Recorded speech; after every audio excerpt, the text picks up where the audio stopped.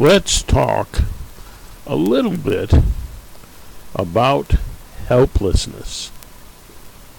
What is it? Well, we feel helpless when our needs aren't met.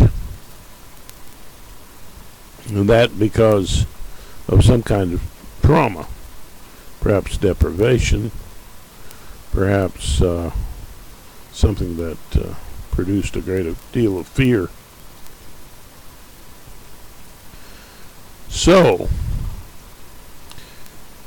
helplessness is about not getting your needs met.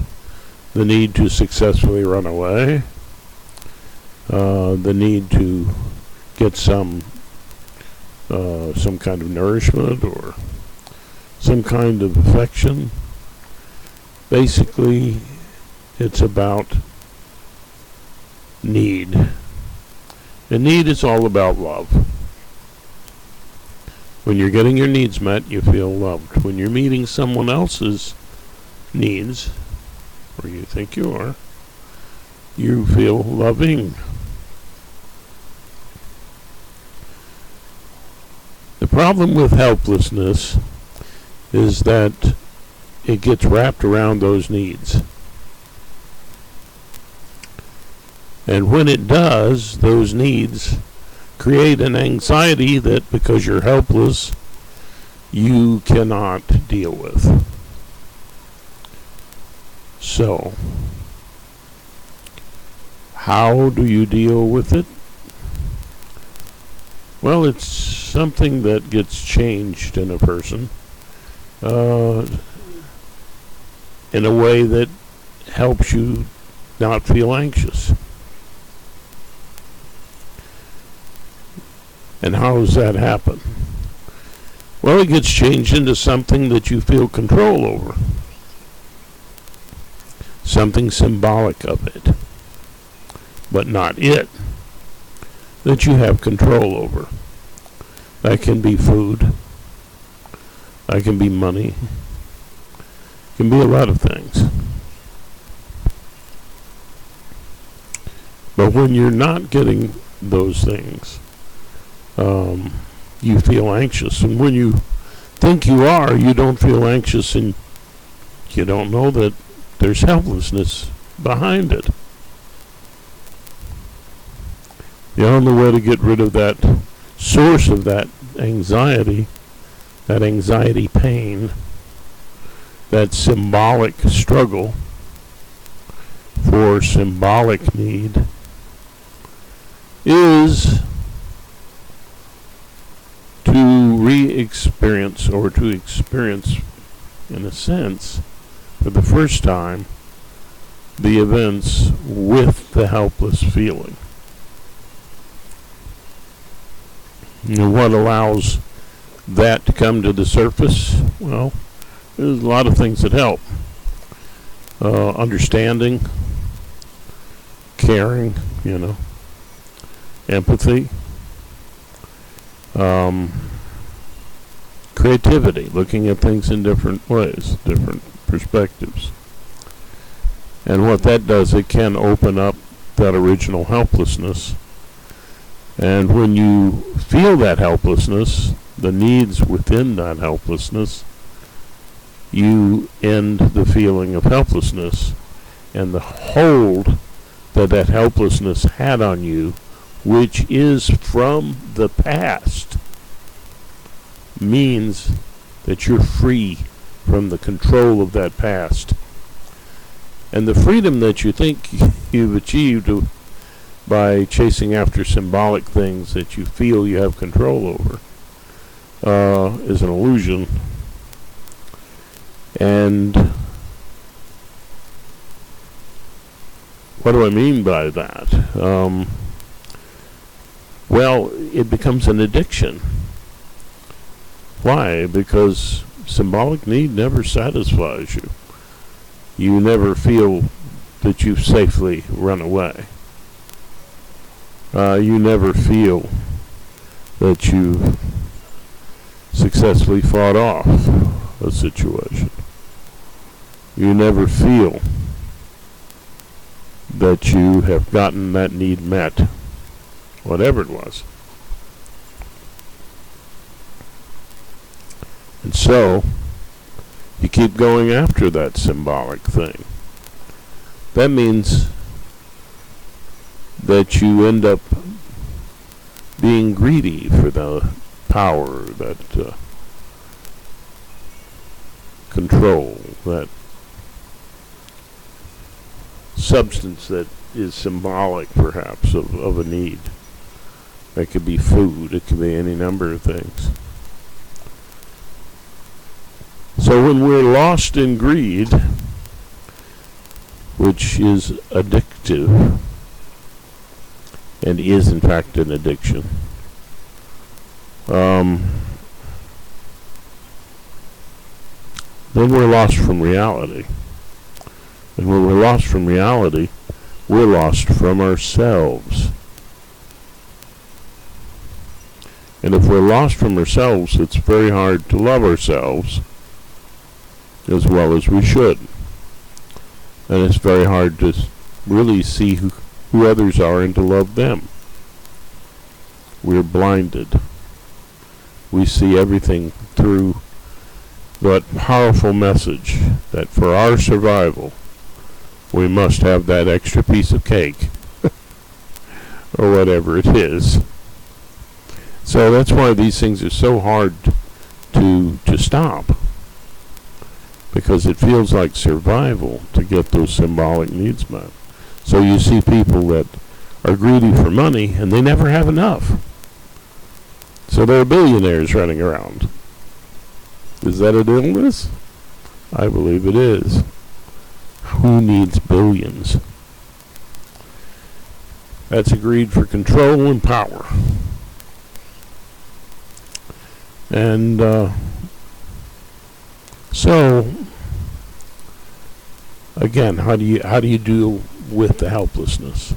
You have to feel it in safe conditions. And what brings up that feeling of helplessness is when you care for others or they care for you. That can trigger it if it's genuine, not fake. And if you are truly objective, obviously addictions are not good for you. So you can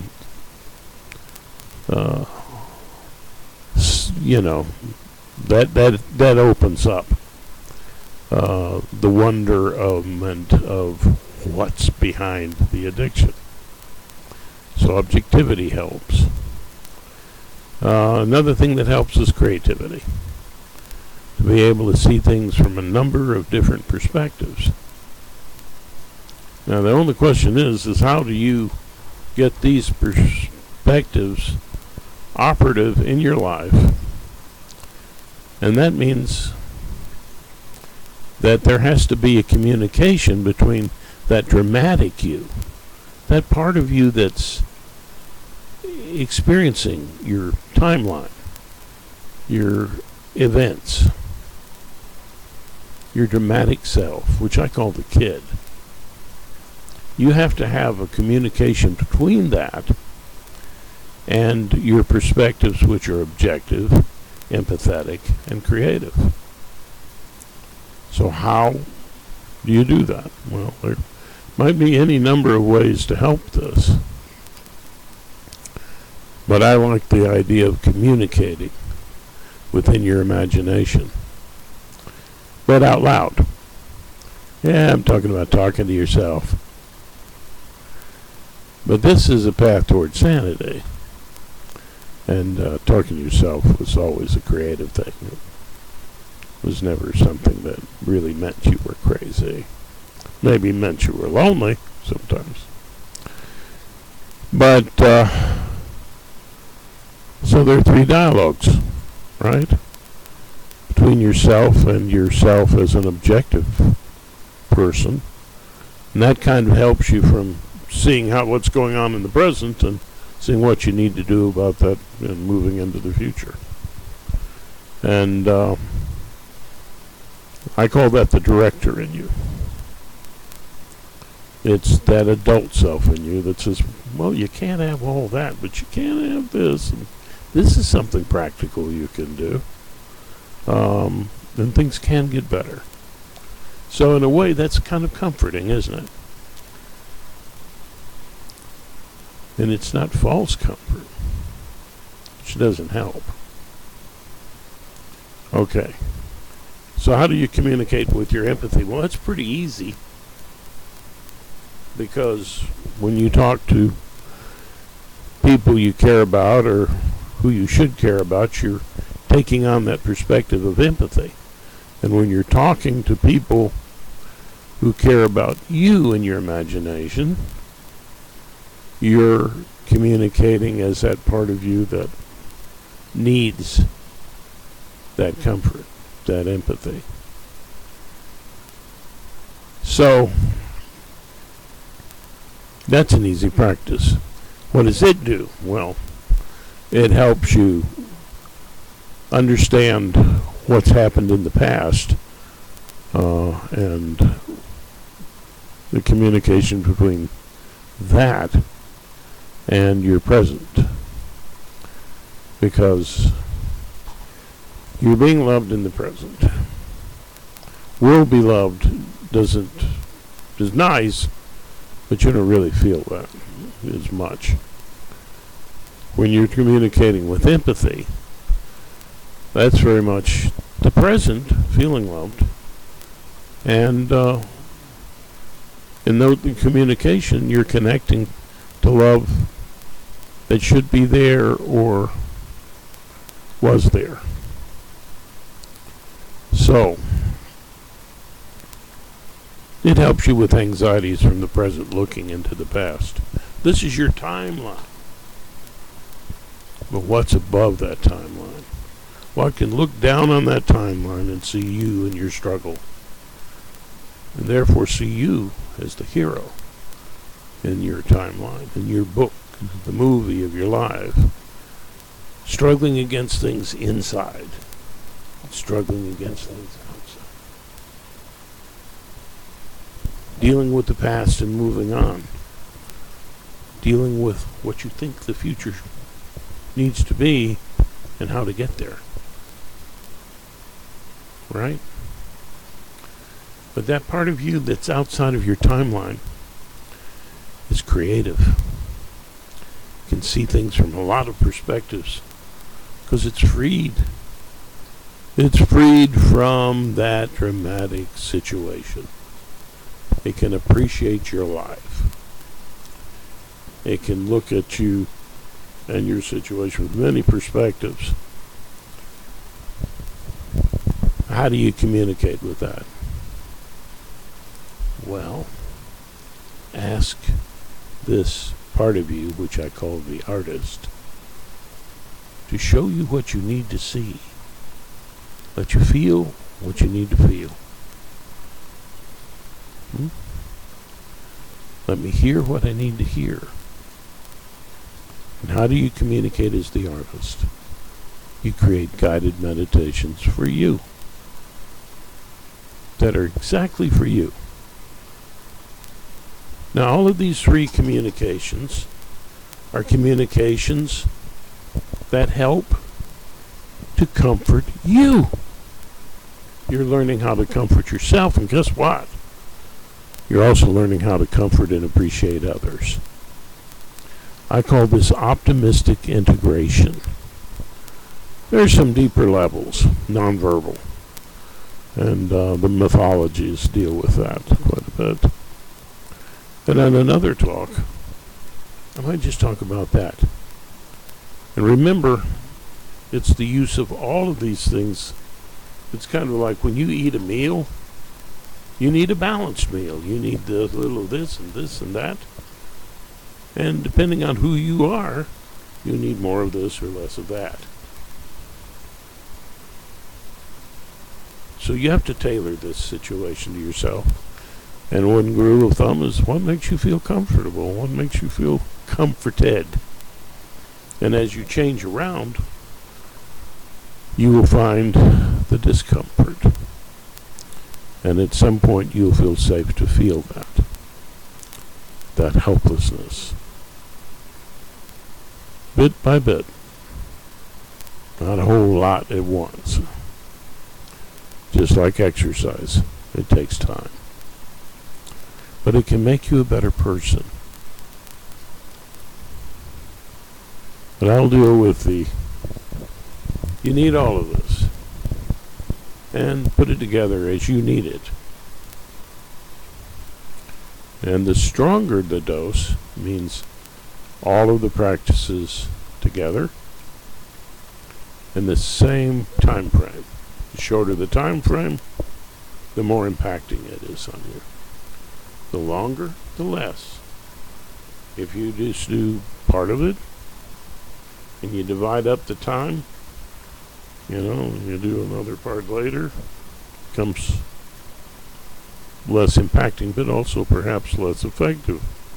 So you have to have an objective view of yourself to see, am I making progress or am I stuck in a certain practice? You don't want to be stuck. So if you find yourself stuck, either increase or lower the dose. And professional help could help along the way. But this is for really healthy people who just want to be a little bit better person. This actually constitutes a practice which creates what I call the road to redemption. And I'll talk about that later. Have a great day, and I hope this has been of some help to you. If it makes sense to you, use it, as the Buddha would say. If it doesn't, don't. Have a great day. Namaste.